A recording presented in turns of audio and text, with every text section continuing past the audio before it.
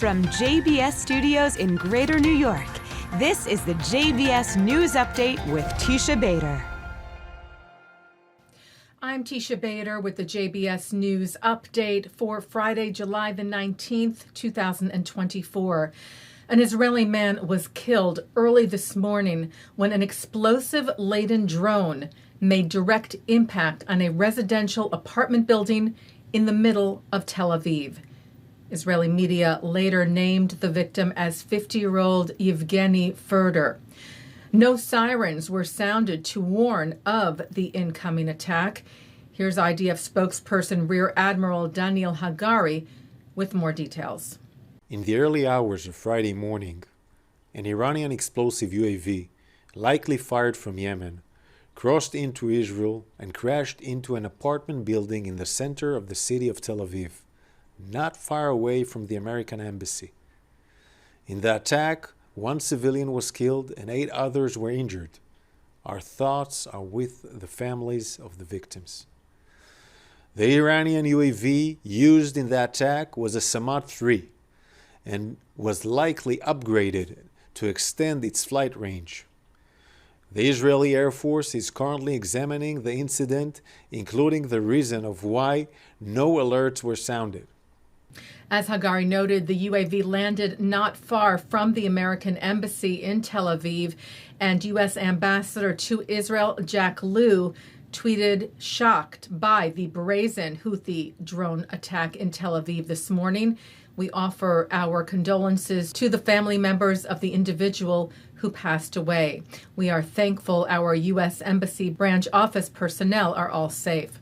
Israel's Defense Minister Yoav Gallant held a situation assessment this morning with the heads of the IDF and the Air Force, saying, "I insisted on the strengthening of all air defense systems and the operational and intelligence operations that will be carried out in light of the attack.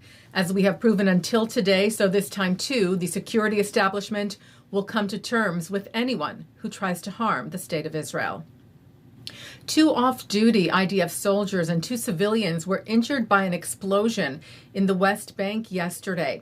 The Times of Israel reported that the incident took place just outside the Jewish community of Hermesh when one of the Israelis got out of a vehicle and tried to open a gate on the road, and the explosive was then detonated. The victims are said to be in light and moderate condition. Israeli troops are looking for suspects. Dozens of rockets were fired today at northern Israel from Lebanon, and the IDF said today that an Air Force aircraft attacked the launcher from which the launches were made. Yesterday, the IDF said it eliminated a commander of the Radwan's Forces Operations Unit in Lebanon, a special forces unit of terror group Hezbollah. And in Gaza, the IDF said today that it targeted Hamas terrorists who were using the UN relief agency UNRWA's compound in Gaza City as their headquarters, eliminating, among other terrorists, the military intelligence officer of the Gaza City division of Hamas, who the IDF said was responsible for activating the collection and building the divisional intelligence picture in preparation for the murderous massacre on October the 7th, as well as for directing offensive activities towards IDF troops since then. Jewish journalist Evan Gershkovich, who was arrested in Russia back in March of last year on espionage charges that he, his employer, the Wall Street Journal, and the United States vehemently deny, was sentenced today in Russia to 16 years in prison. U.S. President Joe Biden said there is no question that Russia is wrongfully detaining Evan. Journalism is not a crime. We will not cease in our efforts to bring him home. Well, a new ad campaign from Adidas is causing outrage in the Jewish world.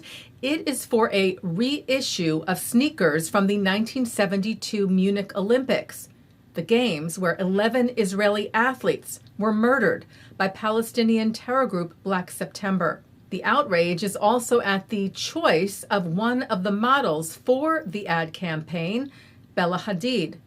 ADL CEO Jonathan Greenblatt said that choosing Bella Hadid, who promotes hateful anti-Israel misinformation and Hamas propaganda to her millions of followers, to be the face of a 1972 Olympic shoe relaunch was a serious misjudgment that dishonors the victims.